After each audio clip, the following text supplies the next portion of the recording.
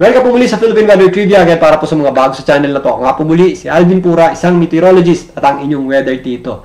Ngayon, mag-focus tayo sa pagkilos nitong dalawang bagyo na ito, ang bagyong Dante at ang bagyong Emong, at alamin na rin natin ano ba yung Fujiwara effect. Sa kasalukuyan, ang bagyong Dante po ay malapit na sa ating boundary line. Posibleng ngayong hapon ay makalabas na yan ang ating Philippine Area of Responsibility. Ito po ay nasa tropical storm category na may international name na Francisco. Samantalang, ito namang bagyong Emong ay sumailalim sa tinatawag nating rapid intensification o biglaang paglakas. Ito po ay nasa severe tropical storm category na may international name na Komei. At yan po ay may taglay na lakas ng hangin na umaabot sa 110 km per hour malapit sa kanyang gitna. At kung minsan, may mga pagbugsong umaabot sa 135 km per hour. Unti na lamang po, ayan po ay tutungtong na sa typhoon category. So yan po ay posibleng dumaan sa itaas na bahagi ng Pangasinan ngayong hapon hanggang gabi at mamayang gabi hanggang madaling araw. Yan po ay possible na maglandfall dito sa Ilocos region. Maaaring sa La Union or dyan po sa Ilocos Sur. Maaari pang magbago yung direction yan. Depende sa hila itong bagyong Dante sa kanya. So again, ito pong dalawang bagyo na ito ay nagkakaroon ng tinatawag nga nating Fujiwara effect o yung sayaw ng dalawang bagyo. So para siyang umiikot sa isa't isa or meron tayong tinatawag na binary interaction. Kapag ang bagyo po ay nasa less than 1,500 kilometers ang layo mula gitna or yung kanilang center to center, in this case, nasa around 1,900 kilometers yung distance nila, approximately. So, nagkakaroon tayo ng Fujiwara effect. Ang isa pa, dapat hindi ganun kahina or hindi malayo yung discrepancy ng lakas nila. So, in this case, isang tropical storm at isang severe tropical storm. So, hindi po nalalayo yung lakas nitong dalawang to. So, nagkakaroon tayo ng binary interaction. So, bakit nangyayari yan? Kapag yung bagyo po ay medyo malapit sa isa't isa, nag-share po sila ng wind field o yung hangin nila. Kung papansinin nyo, itong ating satellite image, nilagyan ko yan ng isobars na tinatawag o lines of equal pressure. So, dito, kung mapapansin nyo, pasok sila doon sa isang tinatawag nating isobar. So, yan, mas ibaba natin para mas nakikita. Itong si bagyong Dante. So, ayan, magkasama sila, nag-share sila ng isang wind field. So, nagkakaroon niya ng parang push and pull interaction. Sa kanina, well, kahapon hanggang kanina, ito pong hangin na ito, since pababa, pinupul niya. Well, pinupush niya o tinutulak niya pababa. Kaya sumusubsob itong si bagyong Emong itong past few hours. Pero ngayon, dahil mas mataas na ang bagyong Dante, nagkakaroon na yan ng pushing, well, pulling action or hinihila niya naman na ito. So, as of this morning, nagkakaroon na yan ng pag-U-turn. Ito pong bagyong Emong at ito namang bagyong Dante ay palabas na sa ating Philippine Area of Responsibility. So, narito po ang wind simulation yan para mas makita natin yung direksyon ng hangin. So, ito po yung ating wind simulation para sa bagyong Dante at bagyong Emong. So, yung hangin natin ang gagaling dito. Yan, nagsishare sila ng wind field mula dito sa Emong papunta dyan sa Dante. So, ito yung hangin natin. So, para siyang isang, if titingnan nyo, ito, same ng pressure. Ibig sabihin yan, parehas din po sila ng well, pressure and then nagsishare sila ng wind field. So, yung hangin natin dito ay pataas, kaya pahila. Yung hangin naman natin dito is pababa, kaya patulak. So, nung nandito pa, si bagyong Dante, actually, nagsimula si bagyong Emong as a low pressure area dito sa northern part ng Cagayan. At tinulak nga yan habang umakit ang bagyong Dante. So, ito, gumano naman siya. So, para siyang nagkaroon ng looping. Yan. So, ganito yung inaasahan natin.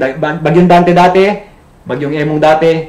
So, since nasa itaas siya, tinutulak niya yan, bumaba. At nung nandito na si Dante sa itaas, nandito na siya sa hangin na pahila.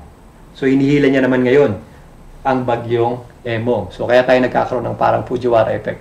So, ang mangyayari dyan is parang ganito, yung naging pagkilos ng bagyong Emong. So, Emong ay galing dito, lumawid yan, pumunta dito, at pa-U-turn naman. So, pag ganun siya.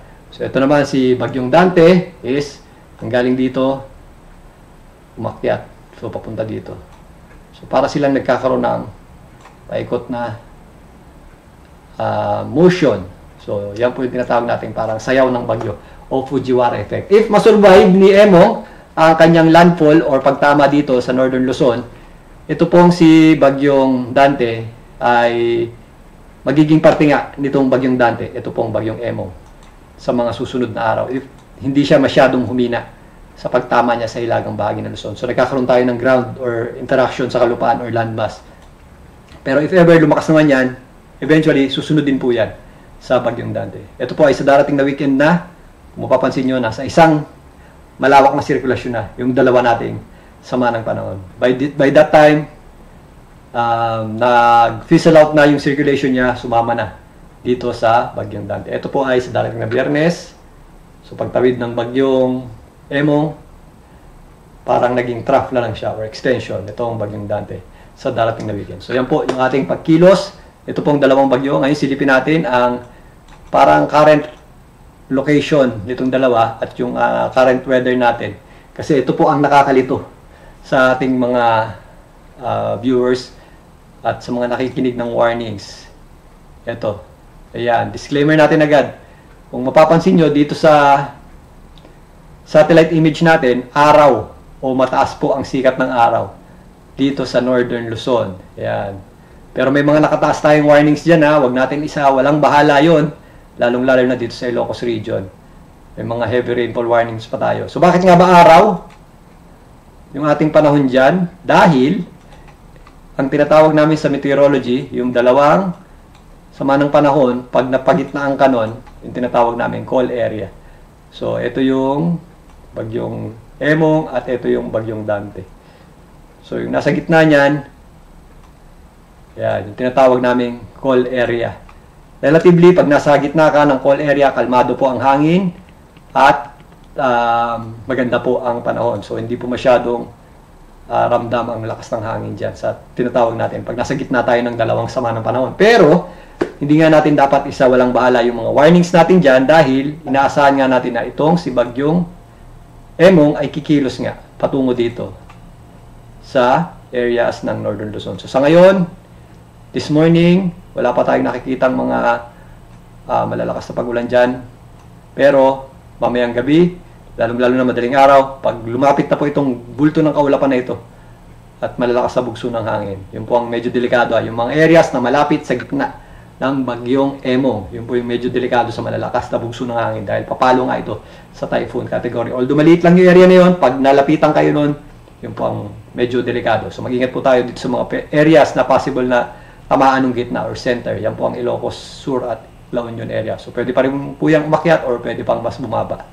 So, again, ayan, maganda pa panahon ngayon, pero yung aakyatong sama ng panahon na ito at makakaasa po tayo ng mas masungit na panahon mamayang gabi hanggang madaling araw. Samantalang, ang habagat pa rin po ang nagpapaulan dito sa Metro Manila at sa mga areas ng Luzon, particularly sa western section ito at mga karatig lugar ng Metro Manila. Ang mga areas ng Calabarzon, lalong-lalo ng Cavite, Bulacan, Batangas, Rizal, and dito rin po sa areas ng Zambales, Bataan, Pampanga, Tarlac, at Bulacan. So yan, affected pa rin po tayo ng habagat, maging dito sa areas ng Mimaropa, particularly sa Occidental Mindoro.